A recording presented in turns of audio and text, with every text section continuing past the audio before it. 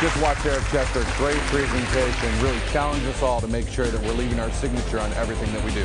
When people started talking to me, you'd think that they would say, well, we're looking to hire people who can program in JavaScript or, SQL, or, hey, we're looking for somebody who can drive a forklift, or somebody that really understands the Adobe Creative Suite. But that's not what I heard at all. The same things heard over and over again. They said, show us people who are excited, enthusiastic, have a positive attitude. We want people who are going to show up for work every single day on time and work throughout the course of their shift.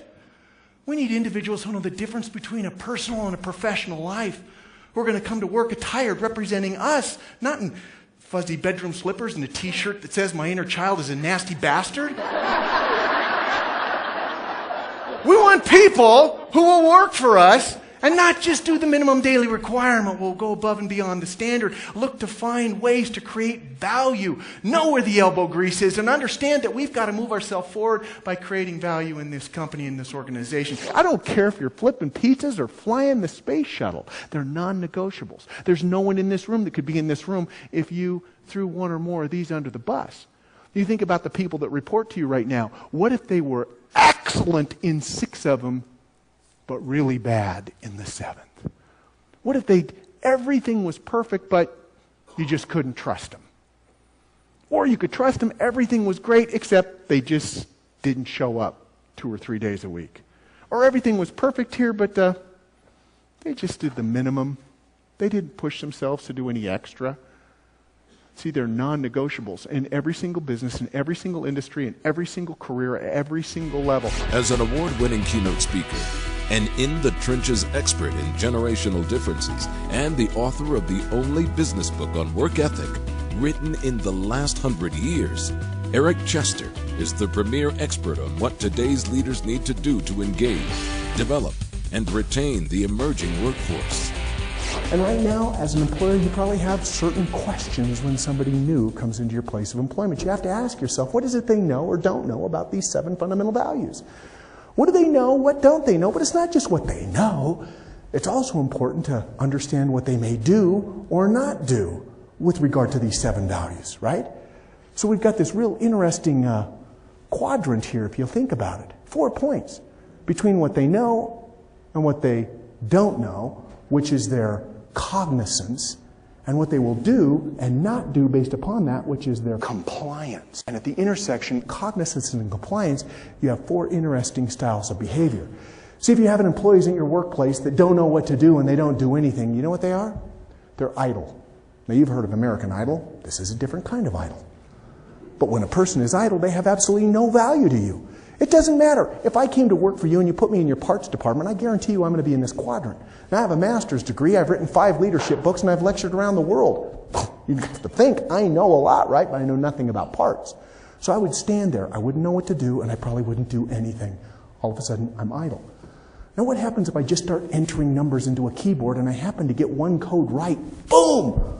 You hit the lottery. I don't know what to do, but I wind up doing something right, and then I'm lucky. Now, lucky isn't bad. It's just not sustainable. You can't run your business on luck. What happens if an employee knows what to do and doesn't do it? Isn't that the quadrant that drives you crazy? When people know what to do but they don't do it, then they're cheating. And of course, I'm speaking to them, not us, because nobody in this room has ever cheated. I mean, nobody in here has ever driven 1 mile an hour over the posted speed limit. Nobody's ever ripped off a tag off a mattress or a pillow, because it clearly states don't do that under penalty of the law. See, if you're busy right now as a leader putting people into these quadrants that work for you, let me tell you something, that's a dangerous trap, because these aren't labels for the people that work for you.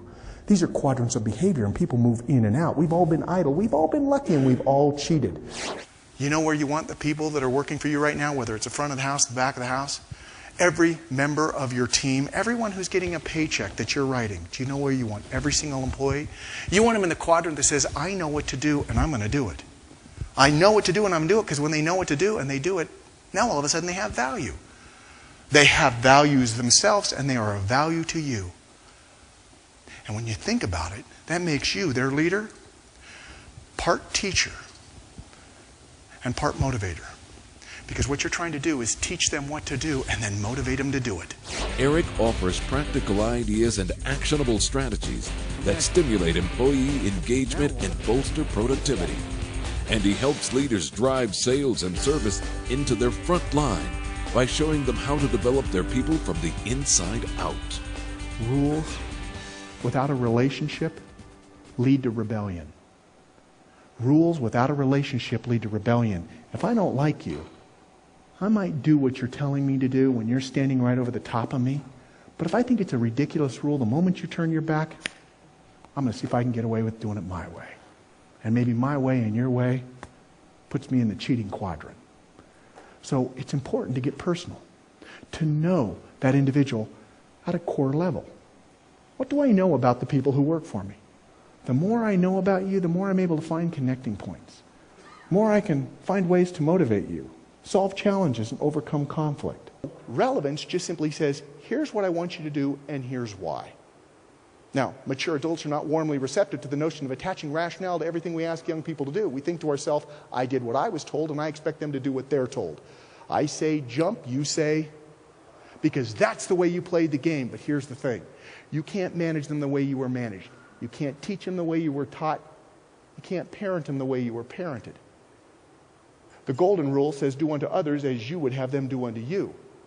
But the platinum rule says, do unto others as they would have done unto them. That puts the onus on us to know who they are. It's so important to make the instructions that you have, especially when it comes to these values, crystal clear. What does reliability look like in your business? When you say you're on the schedule at 1 o'clock, what does that mean? Most people say, well, I have to be there at 1 o'clock. Really?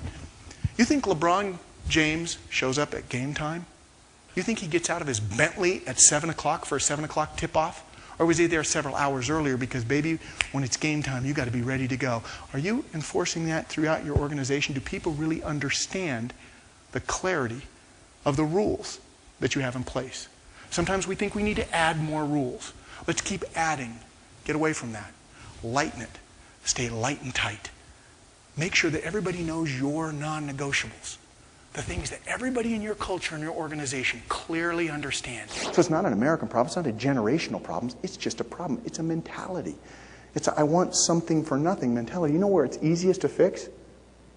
The younger you get. By the time you get to be 45, 50 years of age, that cake is baked. Or he brought all generations together to be one. And I think the fact that, again, there's not a generation, it's not Generation Y, it's not the baby boomers, but to look at everybody together and to see how you can bring them together as one big group, I think to me that was the most impressive and the best thing I learned today. We're going to go back and, reevaluate what we do in our stores and really try to drive home the points that were made today and take advantage of reviving work ethic. Take advantage of bold ideas and cutting-edge strategies that will re-energize and re-engage your workforce. Introduce your leaders to Eric Chester, and you'll have a meeting experience they'll be talking about for years.